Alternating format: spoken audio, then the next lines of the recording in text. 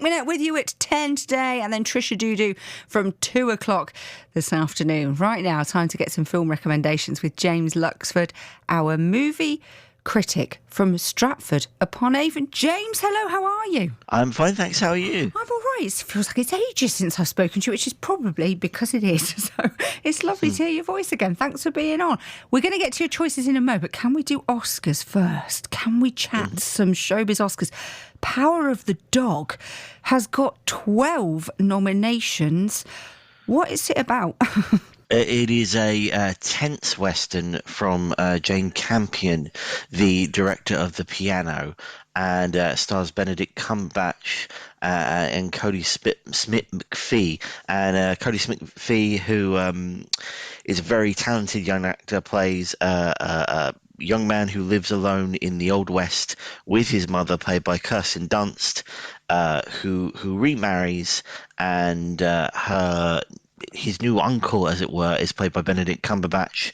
They live on a ranch together, and it's a very tense psychological thriller, as Benedict Cumberbatch's character is sort of doesn't take too kindly to these new additions to the family, and it becomes a very again tense psychological game between his character and Kirsten Dunst and Cody Smith-McPhee's characters. It's a very good film and very much deserves the 12 nominations.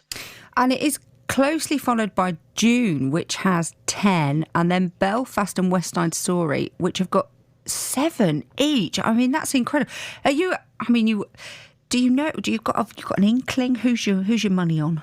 My money, I think, is on Belfast. It's a lovely film and a very feel-good movie, and I think a real crowd pleaser, exactly what the Academy like. The Power of the Dog does lead with nominations, but we've been here before with Netflix movies. There's something about Netflix that the Academy doesn't like, and there have been various films in the past that have scored a lot of nominations. I'm thinking things like Roma and The Trial of the Chicago 7 that have led the nominations but come away with very little for the streaming giant, as it were. So I think Belfast might surprise in the big categories, and The Power of the Dog maybe in more technical aspects, and maybe for Benedict Cumberbatch in the Best Actor category, although for me it might be Will Smith's year for his biopic King Richard.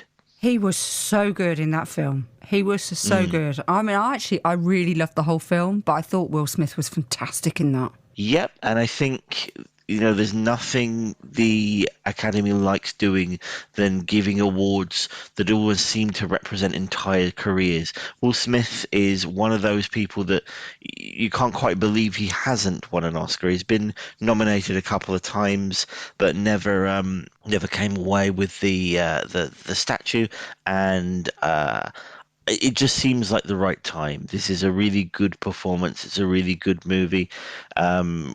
I feel like also, like Leonardo DiCaprio, like Brad Pitt in previous years, it feels like the right time to honour him, not just for the performance, but his career in general. Oh, it's going to be exciting. Right, let's go for your choices this morning. We've got the good, the bad, and on demand. So where are you falling for good this week? The good for me is Death on the Nile in cinemas Friday. It's a sequel to The Murder on the Orient Express from a few years ago, where Kenneth Branagh's Hercule Poirot has to solve a murder aboard a cruise ship on the River Nile. Ladies and gentlemen, please welcome the newlyweds, Mr. and Mrs. Simon Doyle. You must meet Hercule Poirot. My congratulations, madame. Merci. He's only the greatest detective alive. I suspect you invited me for reasons other than the fun. Well, it sounds good. Did you enjoy it?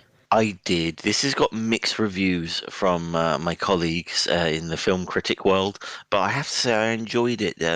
Yes, it's not quite on a par with Kenneth Branagh's other film, Belfast, but I like a whodunit, and I really enjoy Kenneth Branagh as Poirot. He clearly loves playing that role. It's a bit over the top, it's a bit melodramatic at times, but I think the tension is always there. It's such a gorgeous film. It entertains, sometimes in spite of itself, but it's going to be a lot of good fun. Maybe not the best thing in cinemas right now, but I thought it's going to keep you guessing. It's going to keep you intrigued. And as I say, sometimes it's enough just to be good fun. That's in cinemas tomorrow, Friday. In cinemas right now is your choice in our bad category this morning. What have you gone for? In the bad category, it's Moonfall in cinemas now. Halle Berry plays a NASA scientist who must save the world when the moon goes off its orbit. I've made a shocking discovery. I need you to get me in touch with NASA immediately. Well, NASA and I aren't really on speaking terms these days. Oh, that'll change. When you tell them that the moon is out of orbit. I've heard this trailer, and is it a parody?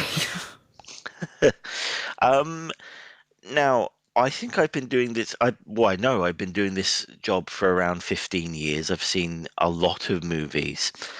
So believe me when I tell you, I think this may be the worst film I've ever seen. I think the plot makes very little sense. The dialogue is awful. The twists are hilarious when they shouldn't be.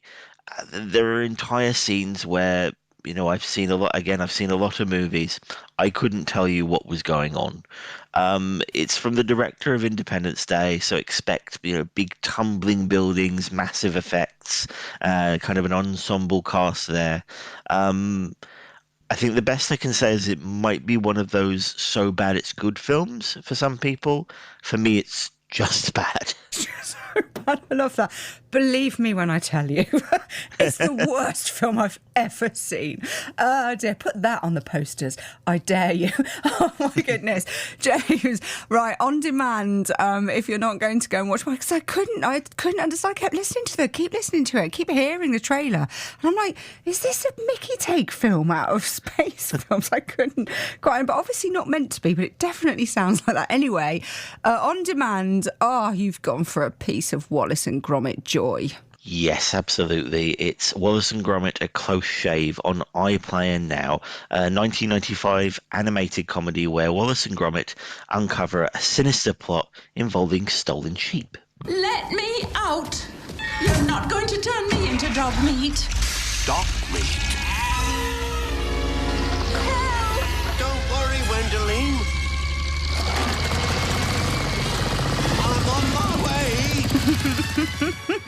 Oh, this is such a joy, this film. I could watch this over and in fact, I have watched it several times. I have children. Oh, it's lovely. It's a family classic. I think Wallace and Gromit are an institution in British filmmaking and something we should be very proud of. I think everyone loves Wallace and Gromit, but I think it's not just good animation, it's great storytelling, very funny, and I think something that's not maybe appreciated as much as it should be.